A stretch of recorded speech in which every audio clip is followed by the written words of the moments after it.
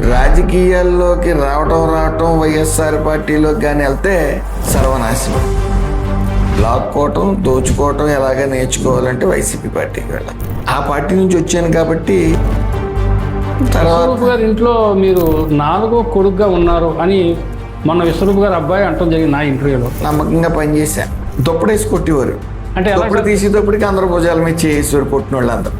అంటే తండ్రి గారి పేరు చెడగొట్టడానికి ఇతను బయలుదేరాడు రాజకీయాల్లోకి. ఎవరి బ్యాచ్లు తయారు చేసుకున్నారు. అక్కడి నుంచి నాశనం మొదలైంది. పేరు నాని ఏంటి, తెలుగుదేశం పార్టీ కోవర్ట్ అని మీరు ఒక బాంబు పేల్చారు. ఆయన కోవర్టే అంటే 2 పడవల మీద కాళ్ళు. అంటే అటు తిడతా ఉంటాడు, ఇటు మెచ్చుకుంటా ఉంటాడు. అందుకే అరెస్ట్ అంటే మెంటల్గా అప్సెట్ కూడా కొత్త. లేకపోతే పిచ్చివాగుడు ఏంటంటారు, ఒక్క మురుగునట్టు మురుగుతాడు. గొప్ప నాయకులు అందరూ జగన్ చుట్టూ ఉన్నారు. అసెంబ్లీలో బూతులు తిడుతుంటే జగన్మోహన్ రెడ్డి గారు ముసుముసు నవ్వులు నవ్వుకుంటా ఎన్నిసార్లు చూడలేదు మనం. అదే చంద్రబాబు నాయుడు గారు ఆ ప్లేస్లో ఉంటూ ఊరుకుంటారా బూతులు తిడితే?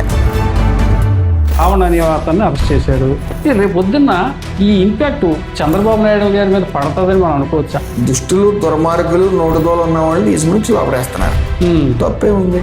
ఈ కులాల మధ్య చిచ్చులు పెట్టాలో ఇవన్నీ ఎందుకంటే కేవలం ఆంధ్రప్రదేశ్లో కుల రాజకీయాలు జరుగుతున్నాయి, కొట్టుకు చేస్తున్నారు, పెట్టుబడులకు అనువైన చోటు కాదని చూపిందామని ఇవన్నీ.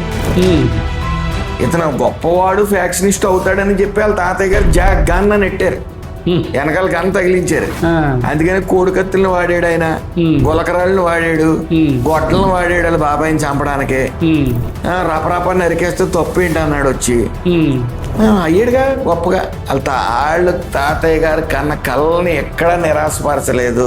కనీసం వార్డు మెంబర్ కూడా కాని పక్షంలో టీడీపీలో ఒక ఎమ్మెల్యేని అవుతాను, ఒక మంత్రిని అవుతాను అని ఎప్పుడైనా ఊహించారండి? పూర్తిగానండి.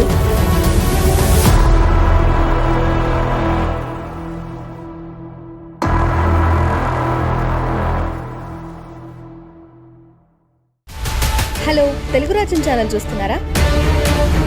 సామాజిక, రాజకీయ, జీవన చిత్రణే తెలుగు రాజ్యం. అతిశయోక్తులు, అసత్యాలు ఉండవు. రాజకీయ కోణం కాదు, ప్రజా కోణమే కొలబద్ద. తెలుగు రాజ్యం వీక్షణ మీ ఉత్తమ అభిరుచికి నిదర్శనం.